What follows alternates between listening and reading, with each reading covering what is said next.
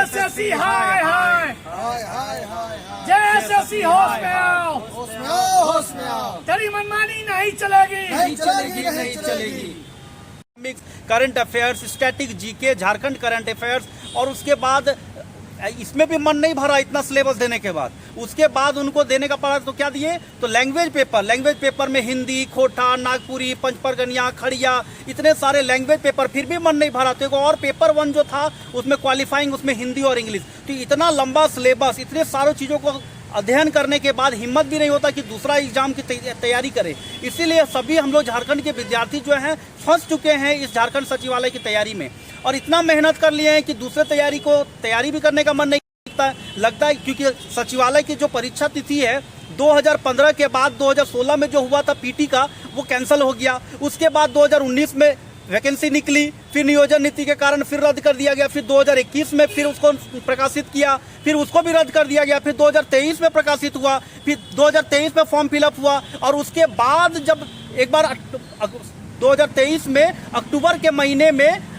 14 और 15 अक्टूबर को परीक्षा तिथि घोषित किया गया।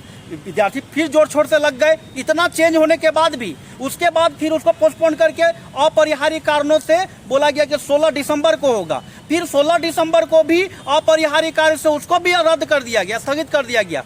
फिर हम लोगों ने प्रोटेस्ट किया, फिर 28 जनवरी डेट दिया गया, और 28 जनवरी को क्या हुआ, तो पेपर लीक हुआ। तो झारखंड के विद्यार्थी क्या मूर्ख हैं यहाँ पे, जो झारखंड सरकार पे भरोसा करेगी? अगली बार इस सरकार को कभी भी हम लोग वोट नहीं देंगे। अगर फेयर एग्जाम नहीं कराएगी तो अगली बार ये सरकार नहीं रहेगी, दूसरा सरकार बनाएंगे, उस पर भरोसा करेंगे, लेकिन इस सरकार पे भरोसा नहीं करेंगे।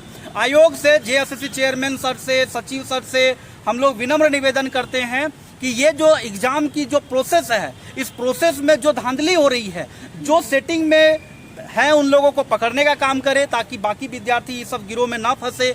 और जो एग्जाम जो हो उसमें नॉर्मलाइजेशन प्रोसेस बहुत बेहतरीन तरीके से होनी चाहिए, क्योंकि अभी जेई का जो रिजल्ट जारी किया गया, उस जेई का रिजल्ट में जो 250 नंबर लाया उसका सिलेक्शन हो गया, 450 नंबर जो लाया दूसरे शिफ्ट में उसका सिलेक्शन नहीं हुआ। तो ये नॉर्मलाइजेशन प्रोसेस जो है बहुत ही गड़बड़ थी, और हम लोग नहीं चाहते हैं कि सचिवालय में इतना दिनों से हम लोग इंतजार करने के बाद ये नॉर्मलाइजेशन प्रोसेस के कारण हम लोगों को पछताना पड़े। तो नॉर्मलाइजेशन जो प्रोसेस है उसमें हम आयोग को एक राय देना चाहते हैं कि हर एक शिफ्ट में स्टैंडर्ड जो है परीक्षा की, बिल्कुल क्वेश्चन का लेवल सेम होना चाहिए लगभग, और जो पेपर 2 है वो जैसे खोटा का, नागपुरी का एक ही शिफ्ट में कराई, ताकि नॉर्मलाइजेशन में विद्यार्थियों को ज़्यादा थकान महसूस ना करे, लगे कि हाँ भाई हम लोग दिए जो अपना बेस्ट दिए, उसके अनुसार जो भी रिजल्ट आए।